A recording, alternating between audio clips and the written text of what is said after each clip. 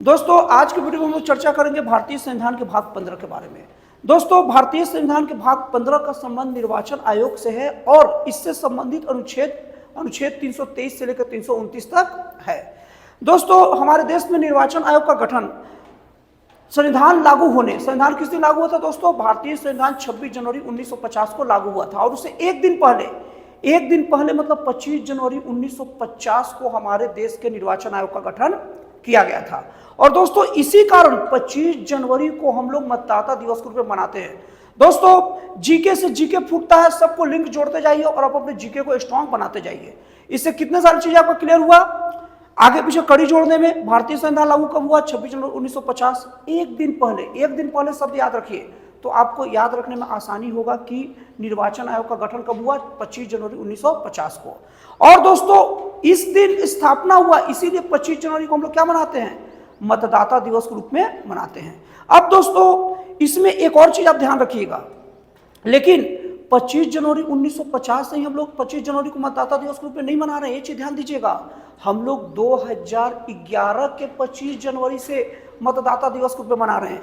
मतलब एक कंफ्यूजन में आप मत रहिएगा, कोई आपसे पूछ दे कि हम लोग 25 जनवरी को मतदाता दिवस कब से मना रहे हैं तो कंफ्यूजन बस ये मत कर दीजिएगा 1950 से मना रहे हैं। हम लोग 2011 से 25 जनवरी को मतदाता दिवस के रूप में मना रहे हैं, लेकिन रीजन क्या है? इसी दिन निर्वाचन आयोग का गठन हुआ था इसलिए।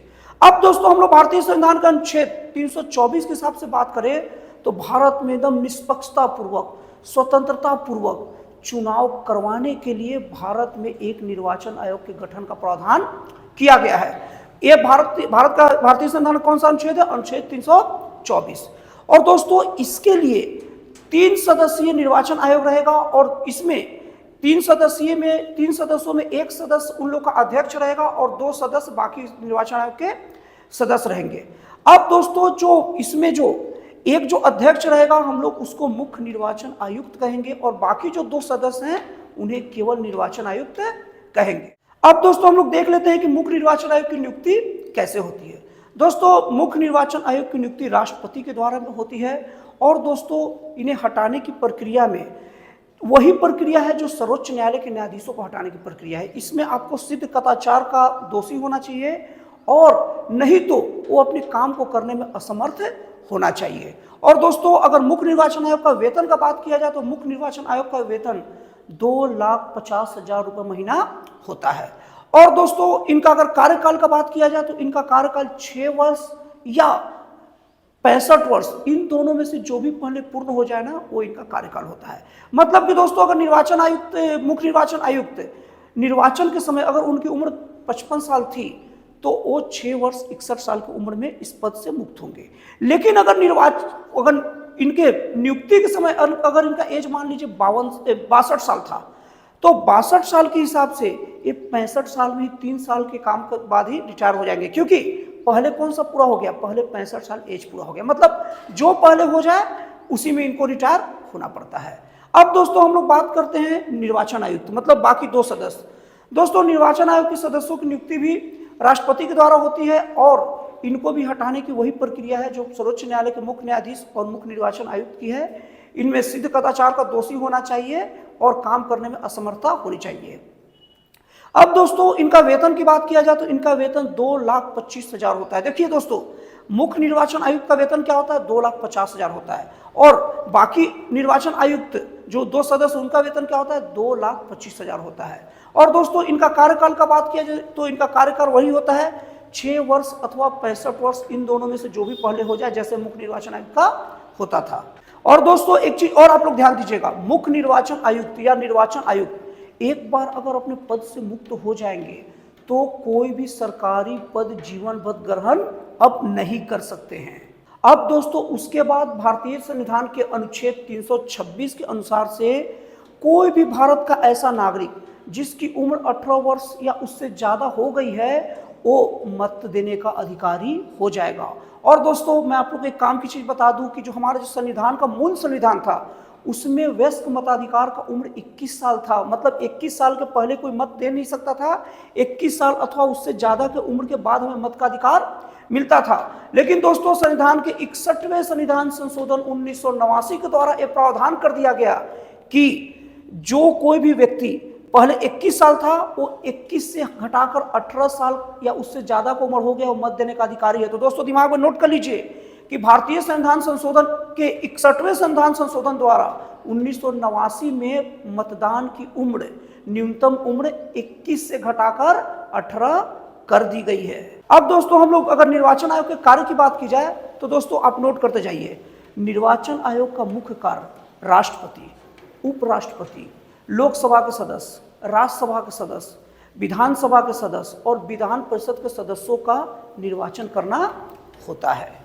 अब दोस्तों निर्वाचन आयोग का दूसरा काम होता है कि चुनाव के समय आचार संहिता बनाना कि क्या क्या नियम होगा, लेकिन निर्वाचन आयोग ये संहिता राष्ट्रपति या राज्यपाल के माध्यम से बनाएंगे। मतलब जो भी ये संहिता कहेंगे ये वही संहिता होगा, लेकिन इसके लिए राष्ट्रपति या राज्यपाल की पुष्टि होनी जरूरी है। और दोस्तों निर्वाचन आयोग का अगला काम है कि जो भी राष्ट्रीय या राजकीय जो भी पार्टियां हैं उन्हें उस पार्टी का दर्जा देना कि आप राष्ट्रीय या राजकीय पार्टी हो और उन्हें चुनाव चिन्ह आवंटित करवाना।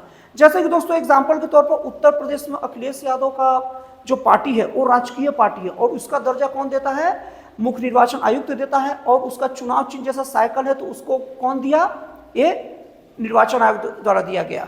दोस्तों उसी तरीके से भाजपा के लिए कमल का चिन्ह, कांग्रेस के लिए पंजे का चिन्ह, बहुजन समाजवादी पार्टी के लिए हाथी का चिन्ह, इस तरीके से जो भी है ये सब चीज का आवंटन निर्वाचन आयोग के द्वारा ही किया जाता है।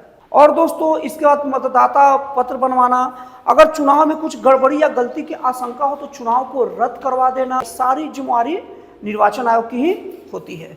और दोस्तों हमारे देश में चुनाव की दो प्रणाली प्रचलित है, पहला वयस्क मताधिकार और दूसरा है आनुपातिक प्रतिनिधित्व की एकल संक्रमणीय प्रणाली। दोस्तों वयस्क मताधिकार के माध्यम से लोकसभा फिर विधानसभा के सदस्यों का चुनाव होता है और आनुपातिक प्रतिनिधित्व के माध्यम से राष्ट्रपति, उपराष्ट्रपति और राज्यसभा के सदस्यों का चुनाव होता है। और दोस्तों जिन राज्यों में विधान परिषद है उनका भी चुनाव आनुपातिक प्रतिनिधित्व के माध्यम से ही होता है। दोस्तों ये चीज नोट करते रहिएगा, बड़े काम का चीज है। देखिए लोकसभा और विधानसभा के सदस्यों का चुनाव वयस्क मताधिकार के माध्यम से होता है, डायरेक्ट होता है, लेकिन राष्ट्रपति, उपराष्ट्रपति और राज्यसभा और अगर राज्य में विधान परिषद है तो उनके सदस्यों का चुनाव आनुपातिक प्रतिनिधित्व के माध्यम से होता है। ये सब चीज बड़े काम का है, नोट करके रखिएगा। अब दोस्तों हम लोग इसी भाग से संबंधित एक दल बदल कानून को समझ लेते हैं। दोस्तों दल बदल कानून भारतीय संविधान के 52वें संविधान संशोधन द्वारा 10वीं अनुसूची के अंतर्गत 1985 को लाया गया।